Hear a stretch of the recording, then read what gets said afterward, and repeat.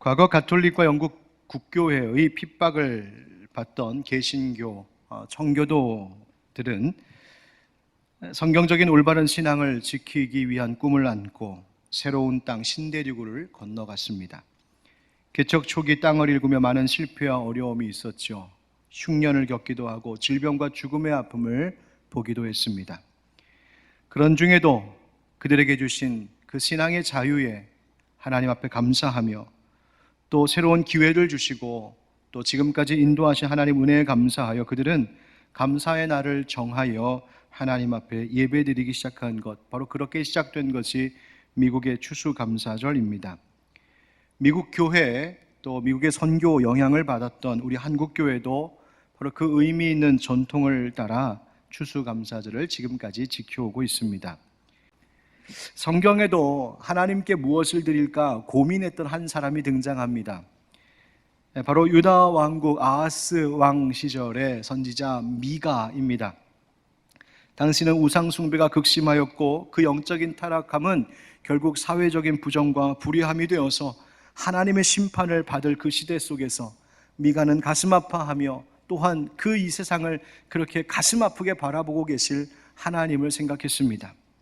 사람들은 또 미가는 생각합니다. 하나님께 우리가 무엇을 드리면 하나님 기뻐하실까? 무엇을 드리며 경배하면 하나님 우리를 받아주실까? 그때 미가 6장에 보니까 하나님께서 이렇게 말씀해 주셨습니다.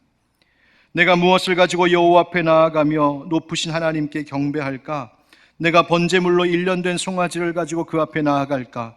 여호와께서 천천의 수양이나 만만의 강물 같은 기름을 기뻐하실까? 내 허물을 위하여 내 맏아들을 내 영혼의 죄로 말미암아 내 몸의 열매를 드릴까? 사람아, 주께서 선한 것이 무엇임을 내게 보이셨나니 여호와께서 네게 구하시는 것은 오직 정의를 행하며 인자를 사랑하며 겸손하게 네 하나님과 함께 행하는 것이 아니냐. 아멘. 하나님께서 이 계절에 우리로부터 정말 받고 싶어 하는 것이 뭐라고 말씀하시는 겁니까? 물질로 드리는 제물 아니라는 겁니다. 물질의 양이 부족해서, 정성이 부족해서 아닙니다. 문제는 우리들 가운데 있는 죄악된 행실, 우상 숭배하고 세상 물질과 힘과 쾌락을 구하는 그 악한 행실은 여전히 그대로 내버려둔 채, 즉 죄의 문제 해결하지 않고 회개함도 돌이킴도 없이 그저 물질 가지고 인간의 어떤 노력만 가지고 하나님께 나아가며 하나님 날 좀 받아주실까? 그런 생각하는 것, 어리석은 잘못된 생각이라고 말씀하시는 겁니다. 하나님께서 정말 우리로부터 이 계절에 받길 원하시는 것이 무엇일까? 바로 통회하는 심령, 회개하는 마음이지요. 그래서 삶의 구체적인 돌이킴이 바로 하나님께서 오늘 원하시는 것이라고 말씀하시는 겁니다. 하나님이 원하시는 삶의 모습이 무엇입니까? 하나님의 뜻을 따라 정의롭게 행하고, 그리고 인자를 사랑한다. 여기서 인자란 바로 헤세드, 하나님의 그 한결같은 사랑을 말하는 것이죠. 그 하나님의 한결같이 변함없는 사랑을 사랑하고 나도 그 사랑으로 사랑하는 삶, 그리고 겸손히 행하는 것, 바로 그 변화된 삶의 행실을 어떤 재물, 어떤 물질의 재물보다 더 원하신다고 말씀하십니다. 그것을 한마디로 성경은 이렇게 말합니다. 내 하나님과 함께 행하는 것이다. 여러분, 그렇습니다. 하나님과 함께하는 생활, 하나님의 뜻을 따르며 사는 그 생활, 그것이 하나님이 좋다 하시는 것이요, 오늘 이 가을에 우리로부터 받고 싶은 선물이라고 말씀하십니다. 그럼 우리가 계속 연속하여 나누고 있는 갈라디아서의 말씀을 빌려 이야기하자면 바로 성령님, 내 안에 거하시는 성령을 따르는 생활을 하는 것, 바로 그것이 하나님이 기뻐하시는 재물이라고 하십니다. 오늘 봉독한 하나님 말씀 갈라디아서 5장 25절에도 이렇게 말씀하시죠. 만일 우리가 성령으로 살면 또한 성령으로 행할지니. 아멘. 여러분, 이 말은 우리가 성령님으로 말미암아 살게 되었다면, 즉 새 생명을 얻어서 이제 새 삶을 살게 된 구원받은 그리스도인이 되었다면, 이제 우리 안에 계신 그 성령님의 인도하심 따라 살아가는 것, 성령 따르는 생활을 해야 한다는 말씀입니다. 그렇다면 여러분, 성령 따르는 생활의 구체적인 모습은 무엇일까? 바로 사도 바울이 이 5장 끝에서부터 6장에 걸쳐 그 구체적인 모습들을 우리에게 소개해주고 있습니다. 그런데 이 말씀을 언뜻 읽어보면 한 절 한 절이 다 따로따로 떨어진 연결되어 있지 않은 교훈들 같은데, 저는 이 말씀을, 이 감사절을 준비하면서 묵상하다가 성령께서 깨닫게 하시는 것이 있어 기뻤습니다. 그것은 이 바울이 전하고 있는 성령을 따르는 생활의 이 구체적인 모습들, 그 각각의 속에는 공통적으로 중요하게 자리 잡고 있는 마음의 태도가 있음을 깨달았습니다. 그것은 뭘까? 바로 주님께서 나를 구원하신 그 은혜에 대한 감사의 마음이었습니다. 성령을 따르는 생활이란 진정한 감사를 갖고 그 감사를 구체적으로 표현하며 사는 것이요, 또 거꾸로 말하면 그 감사를 잃지 않을 때에 우리는 성령께서 기뻐하시는 생활을 할 수 있노라고 사실 오늘 성경은 우리에게 말해주고 있습니다. 도대체 성령을 따르는 생활과 감사하는 삶에는 무슨 관련이 있는 것일까? 오늘 본문의 말씀 하나하나를 같이 살펴보므로 우리 안에 감사가 회복되고 감사로 살아가는 성령 따르는 생활하는 우리로 다시 한번 거듭나는 이 예배가 되기를 예수 그리스도의 이름으로 축원드립니다. 한번 따라하시죠. 감사를 잃어버리면. 여러분, 감사는 하루 이벤트가 아닙니다. 추수감사주일, 오늘 하루로 그냥 끝날 일이 아니란 말입니다.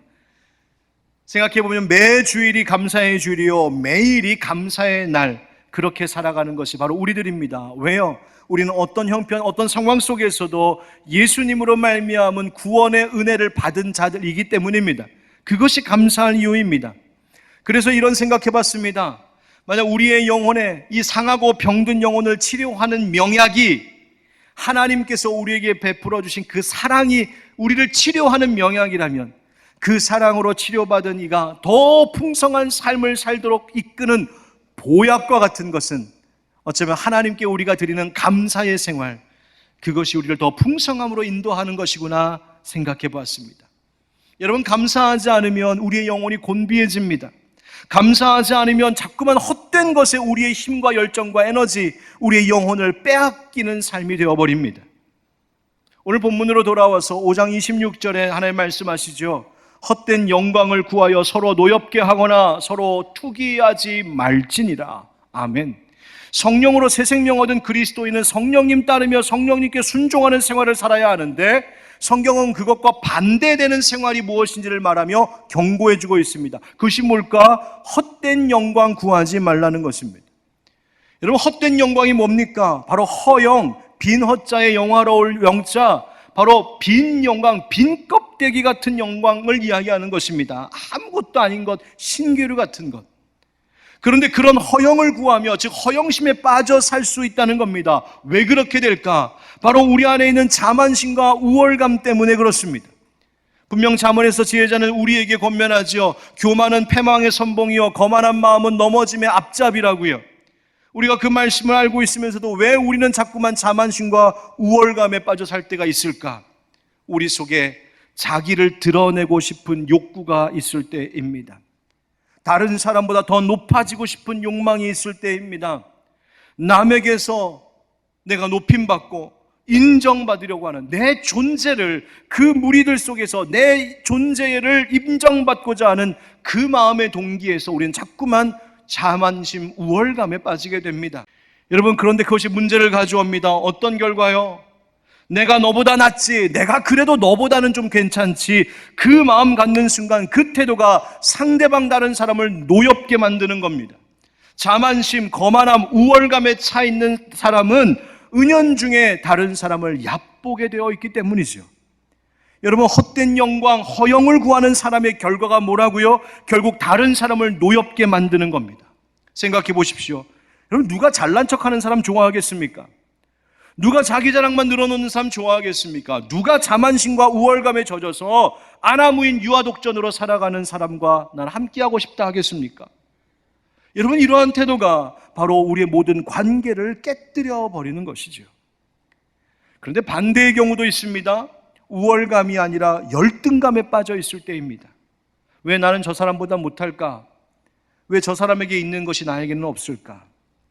지금 나의 있는 모습 그대로에 만족하지 못하고 이것보다 조금 더, 지금보다 더, 이런 것만 자꾸 외치고 구하며 허영을 구하는 것, 바로 비교의식과 열등감에 적게 하고 결국 다른 사람을 질투, 시기, 바로 투기하게 되는 겁니다.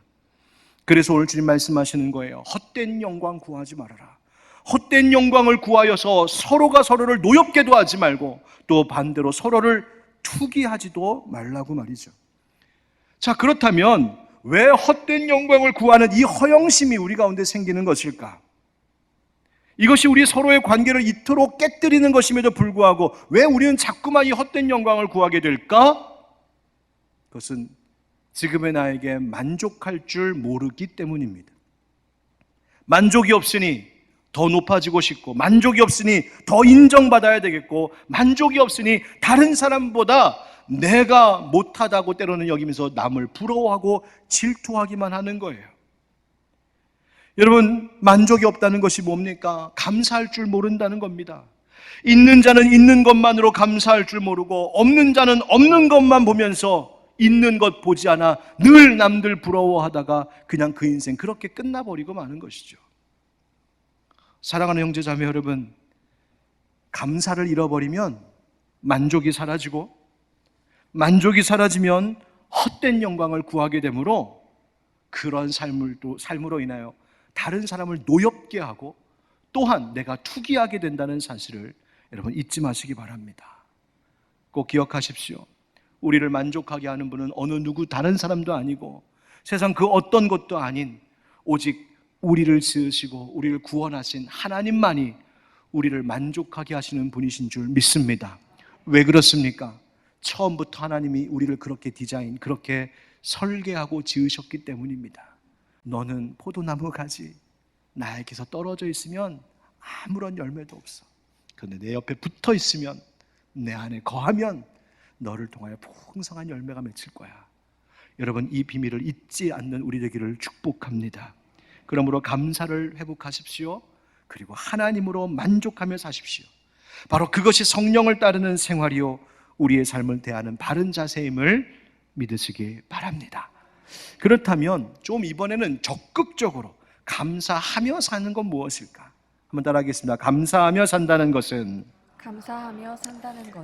제가 결혼 주례를 맡게 되면 제게 인사를 하러 오는 예비신랑, 예비신부님께 제가 꼭 드리는 말씀이 있습니다.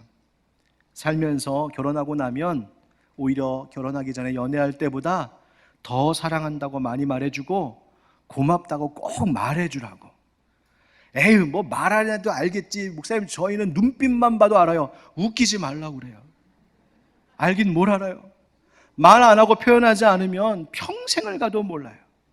사랑하면 사랑한다고 말하고, 고마우면 고맙다고 말하고, 또 말로만 때우지 말고 실천으로, 몸으로, 행동으로 표현하며 살아야 된다고 꼭 말씀을 드립니다. 하나님께 드리는 감사도 마찬가지 아닐까요? 마음만 갖는 건 아닙니다. 하나님 마음 아시잖아요. 제가 얼마나 하나님께 감사하는지 아시잖아요. 알긴 뭘 알아요. 여러분, 아닙니다. 우리의 마음 물론 아시고 우리의 마음에 공감하시겠죠. 그러나 그 마음이 참된 진실의 감사인지, 내가 정말 하나님 앞에 내가 얼마나 뜨겁게 사랑하는지 하나님께 나를 드림으로, 헌신함으로, 그리고 다른 사람들을 위한 구체적인 행동으로 그 감사의 마음이 표현되는 것, 바로 그것이 감사하는 삶이요, 바로 그것이 결국 성령을 따르는 실천이 되는 것입니다. 그럼 오늘 본문에서는 그것을 어떻게 말하고 있을까요? 먼저는 온유함으로 어긋난 것 바로잡으라고 말씀하십니다. 6장 1절에 이런 말씀이 있죠. 형제들아, 사람이 만일 무슨 범죄한 일이 드러나거든 신령한 너희는 온유한 심령으로 그러한 자를 바로잡고 너 자신을 살펴보아 너도 시험을 받을까 두려워하라. 아멘. 바울이 갈라디아 성도들을 향하여 형제들아 따뜻하고 친근하게 부르고 있습니다. 그런데 너희 형제들 사이에, 우리가 형제 자매라는 것이죠, 너희 형제들 사이에 혹시 하나님 보시기에 잘못된 길로 가고 있는 이가 있거든 그것을 그냥 외면하지 말고 그것을 잘 바로잡아 줄 수 있어야 한다고 말씀하십니다. 그런데 그것이 그 형제 자매를 향한 정죄나 책망, 비난이 아니라 정말 온유한 심령, 정말 그 형제 자매를 사랑하는 마음으로 바로잡아줄 수 있어야 한다는 거예요. 여기서 바로잡다라는 말로 번역된 이 카타르티조라고 하는 헬라어는 그 용어가, 그 쓰임 용례가 어긋난 뼈를 맞출 때에 쓰는 말이라고 합니다. 그런데 여러분, 그 일에 있어서 온유함으로 하랍니다. 아니 여러분, 그러면 바로 잡는 일과 바로 잡히는 일이 도대체 감사랑 무슨 상관이 있을까? 여러분, 아무리 죄악된 길을 가는 혹은 실수와 연약함이 많은 형제 자매들이라도 그가 내 영적인 한 가족임을 감사하는 마음이 있어야 그를 바로잡을 용기가 생기죠. 감사한 마음 없으면 그거 할 마음도 생기지 않는 것이죠. 또한 바로 잡혀야 할 그 어긋난 길을 가던 사람도 누군가 나를 그렇게 바로잡으려고 도움 주려고 할 때에 그것도 감사하는 마음이 있어야 받아들이지요. 감사하지 않으면 네가 뭔데 나한테 이래, 그러고 마는 겁니다. 감사하는 마음이 모든 어긋난 것들을 바로잡는 데에도 반드시 필요하다는 겁니다. 그래서 또한 두 번째 이렇게 말씀하십니다. 겸손히 나를 돌아보라고요. 너 자신을 살펴보아 너도 시험을 받을까 두려워하라. 남의 눈에 티끌이 있는 거 빼고 싶거든 먼저 거울 보고 네 눈에 들보가 있지는 않은지 먼저 보라고 말씀하시는 겁니다. 이어서 또한 말씀하십니다. 짐을 서로 지라고 하십니다. 우리 2절 말씀 같이 함께 읽어보겠습니다. 시작. 너희가 짐을 서로 지라. 그리하여 그리스도의 법을 성취하라. 아멘. 여기서 짐이라는 말은요, 무거운 짐을 의미합니다. 어떤 짐이요? 무거운 짐. 감사를 잃어버린 사람은 이 무거운 짐, 남에게 있는 무거운 짐을 내가 지겠습니다, 그거 잘 되지 않습니다. 왜요? 내 짐도 무거우니까요. 아니 나도 무거워 죽겠는데 왜 남의 짐까지 내가 져야 돼? 이런 생각 드는 겁니다. 그러나 모든 형편과 모든 상황 속에서 감사할 줄 아는 사람은 그렇지 않습니다. 비록 내 짐도 무겁기는 하지만 그래도 나에게는 이 짐을 감당할 힘을 주셨음에 감사하면서 혹 그 힘조차 없어서 쓰러져 있는 이들이 있지는 않은지 돌아보며 그 무거운 짐 내가 같이 나눠지겠다고 하는 넉넉한 마음을 갖습니다. 감사하는 마음이 있어야. 여러분, 그렇게 해서 당신의 짐을 내가 지겠습니다, 당신이 힘들어하는 일 제가 맡아서 하겠습니다. 여러분, 서로가 서로에게 그런 마음으로 대하며 살아간다면 어떻게 되겠습니까? 그 무거운 짐 우리 함께 지며 함께 가볍게 가는 것이지요. 여러분, 이것이 그리스도의 법을 성취하는 것이랍니다. 그리스도의 법이 뭡니까? 서로 사랑하는 것이죠. 갈라디아서 5장 13절에 이미 말씀해 주셨었습니다. 형제들아, 너희가 자유를 위하여 부르심을 입었으나 그러나 그 자유로 육체의 기회를 삼지 말고 오직 사랑으로 서로 종노릇하라. 아멘. 감사하는 자는 서로가 서로에게 종노릇할 줄 아는 겁니다. 또한 주님 말씀하십니다. 네 번째, 자기 자랑하지 말라고 하세요. 6장 3절과 4절에 이런 말씀이 있습니다. 만일 누가 아무것도 되지 못하고 된 줄로 생각하면 스스로 속임이라. 각각 자기의 일을 살피라. 그리하면 자랑할 것이 자기에게는 있어도 남에게는 있지 아니하리니. 아멘. 마치 내가 무엇이나 된 것처럼 목에 힘이 팍 들어가서 거드름 피며 살지 말라는 것입니다. 그건 스스로 속이는 것이라고요. 왜? 네가 어떤지를 누구보다도 네가 잘 알지 않느냐. 그런데 마치 내가 무엇이나 된 것처럼 그렇게 어깨에 힘주고 목에 힘주고 교만하며 살지 말라는 것입니다.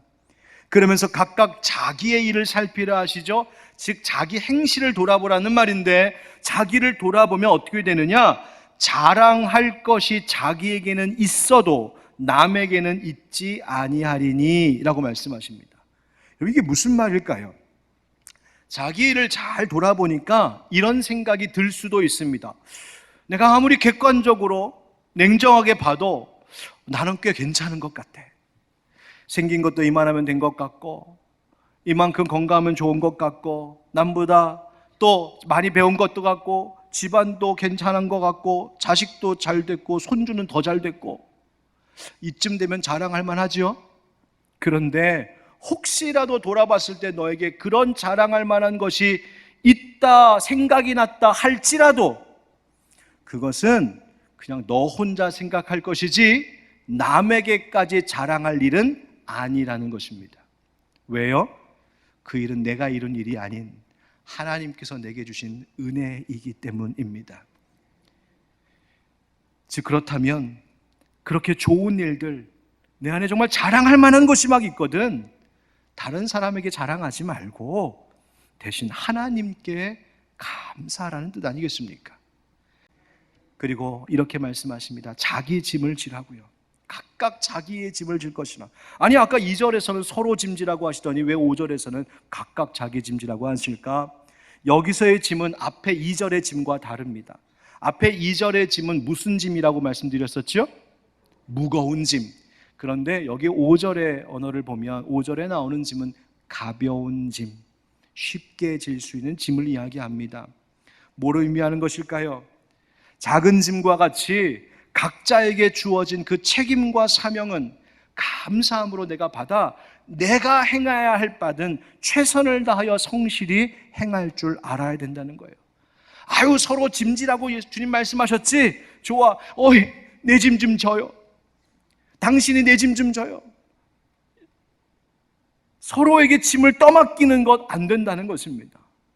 내게 주신 사명은 내가 잘 감당해야 된다는 거예요. 그러면 여러분 어떻게 되겠습니까? 내 짐은 내가 지고 네 무거운 짐도 내가 지고, 내 짐은 내가 지고 너의 무거운 짐도 내가 지겠다. 여러분 그 마음의 자세로 살아가면 이 사회가 얼마나 아름다워지겠습니까? 바로 그 마음으로 살아가는 것이 성령 따르는 생활입니다. 이것이 어떻게 가능할까? 바로 주어진 내 삶에 대하여, 내 책임과 사명에 대하여, 그 짐에 대하여서도 감사하는 마음 갖지 않으면 불가능한 일 아니겠습니까? 그래서 감사가 바로 이 모든 성령을 따르는 실천을 가능하게 하는 겁니다. 여러분 이 말씀들을 가만히 묵상하다 보면 감사란 그저 나에게 주어진 어떤 것을 좋아하고 기뻐하고 행복해하는 것, 그것이 아니라 오히려 감사는, 오히려 감사한 사람일수록 다른 주변의 어려운 이들을 돌아보며 무거운 짐 함께 나눠지려고 하는 것이 감사임을 깨닫게 하십니다. 여러분, 감사의 날이란 우리 주변을 돌아보는 겁니다. 서로를 위하는, 서로를 섬기고 서로 짐을 져주는 성령 따른 삶, 우리가 살기를 주님의 이름으로 축복합니다. 이제 오늘 말씀의 결론이자 세 번째 주제를 함께 나누고자 합니다. 따라합시다. 감사를 심으면 감사를 거둡니다. 감사를 심으면 감사를 거둡니다. 6절은 다음 주일에 설교할 거라 건너뛰고 7절 함께 읽겠습니다. 시작. 스스로 속이지 말라. 하나님은 업신여김을 받지 아니하시나니 사람이 무엇으로 심든지 그대로 거두리라. 아멘. 콩 심은 데 콩 나고, 팥 심은 데 팥 나고. 우리말과 똑같습니다. 심은 대로 거둘 것이다. 여러분, 불평 심으면 불평 거두는 겁니다. 원망 심으면 내일 원망할 일 또 거두는 겁니다. 오늘 걱정 근심 심으면 또 그거 거둔답니다. 하지만 그런 원리라면 오늘 내가 아무리 어렵고 힘든 형편에 있어도 성령님의 그 은혜의 도전을 따라 오늘도 감사 심으면 살면 내일 뭘 거둔다는 말입니까? 감사 거둘 수 있다 하시는 거예요. 여러분, 하나님은 업신여김을 받지 않으시는 분이시기에 하나님 속이지 말라 하십니다. 분명 감사할 것이 있으나 감사할 것 하나 없는 자처럼 스스로 속이지 말라 하십니다. 하나님은 업신여김 받지 않으신다고요. 여러분, 감사할 것 있습니까? 오늘 마음과 정성 다하여 하나님 앞에 감사하시고 감사한 만큼 우리의 주변을 돌아보는 그런 넉넉한 사랑의 성도들 되시기를 주의 이름으로 축복합니다. 우리 각 사람뿐만 아니라 이날을 통하여서 우리 교회도 하나님 앞에 드리고 서로 베풀고 나누는 일에 더욱 힘쓸 줄 아는 그런 교회로 다시 거듭나는 이 감사의 절기가 되기를 예수님의 이름으로 축원드립니다.